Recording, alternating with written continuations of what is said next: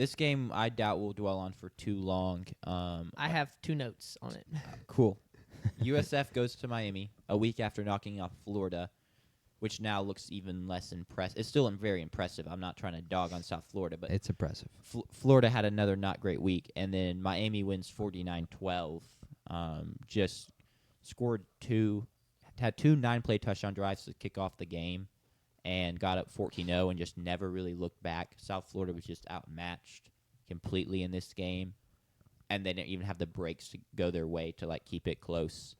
So, Sanders, give me your 2 notes on the game, then why don't you? Yeah, my 2 notes were rushing yardage. South Florida averaged 1.5 yards per carry, and Miami averaged 5.4 yards per carry. That's a big one. And then the other one, and this feels like such a homer thing to say, is talent. According to 24/7 Sports, Miami had the 15th most talented roster in the country. South Florida has the 61st most talented roster in the country. Boise State, who they upset in week 1, had the 81st most talented roster in the country. And then finally, Florida had the 12th most talented roster in the country. But now we're kind of learning that maybe Florida's talent is just being very, very poorly managed. Coaching there's poor. So. Very poor. We're learning that more and more. We saw it a lot last year, and then we thought it turned a corner. And now we're realizing maybe they just got lucky for a couple weeks to end the season and make it look like they had turned a corner. But those are my big takeaways. Is South Florida ran into that the situation I talked about with South Carolina and Vanderbilt, where if you don't look at spreads or odds or anything and you just think about hype, South Florida comes in having just beat Boise State, top 25 team, and I believe the G5 favorite to make the playoffs. Yes. They had just beat Florida, who was a top 15 team, had a Heisman frontrunner at quarterback at Florida, and so the hype around them was real. And they go in, and it was just a complete shutdown. Miami shut them down, and then you realized, oh, we got fooled. We got overexcited. You just, go ahead. I mean, you may not have been fooled. That's a poor takeaway. Personally, if you got overexcited and overhyped, then man, you should have looked at the spread. You should have been realistic. I picked Miami to cover the spread, but there was a part of me that was like, well, what if South Florida actually is just this year's a Cinderella football team? I don't think that's very legitimate from you. You didn't fully believe that. Just No. Remembering how you were talking on the pregame show, you just were you were so confident that Miami was gonna run away with this. Yeah. One. So yeah, I get what you're saying, but I just think I hate the reaction of, oh, we were fooled. We were not fooled. It was South Florida versus Miami, who with their talent profile, as you said, they should win that game. They deserve to have that kind of spread to open that game. They dominated that game because of their talent profile. But I think it's a huge disservice to South Florida to now just dismiss them and just say, oh, we were fooled, because this is a team that's still, I don't know the odds on it, but I would assume they're top 3 odds on favorite to make the playoff out of the group of 5.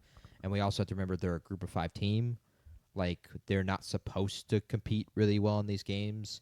I think Boise State versus Penn State last year, in the playoff, that was not close really whatsoever. Yeah. Boise State kind of shocked us with how they played at Oregon early in the year, but I think it's just a huge disservice to South Florida with what they put together the past 2 weeks. And they were in a spot where you never want to be. And this is a spot that, it has felt like in these 4 years that State has just found themselves in, of the week before we play this team, in our case, they lose a game they're not supposed to. Alabama did it twice where they lost a game right before we played them, and so now they lock in. And then in this case, South Florida wins a game they're not supposed to twice, and Miami has no choice but to fully lock in on the game and try to shut them down. And they did that. I mean, they were absolutely dominant. We expected that. That's why it was one of my best bets of the weekend. Their talent profile, they're not a team that's going to really beat themselves. At least it's shown. Now, Mario will give you maybe one a season where he beats the team. They are also guilty of the Georgia Tech comeback where they didn't kneel it. So this is not necessarily a program that won't, but with this kind of team, they won't. Beck had 2 picks, but I'd argue where they're at and how they were in those points of the game. It was just he was feeling himself. Like they had 7 touchdown drives, like extended touchdown drives. Not really a ton of explosive plays. But I think it's a disservice to South Florida to just dismiss them and say, oh, we were fooled. Like Miami is. That's still a quality team in South Florida. Yeah, Miami's inarguably a top 5 team in the country right now. The way Miami's recruited, they've been the best recruiter in the ACC for many years now. And I think we're finally starting to show that because it takes a couple years to really fill out the depth under Mario Cristobal. Andrew says they have a top 2 line of scrimmage in the nation.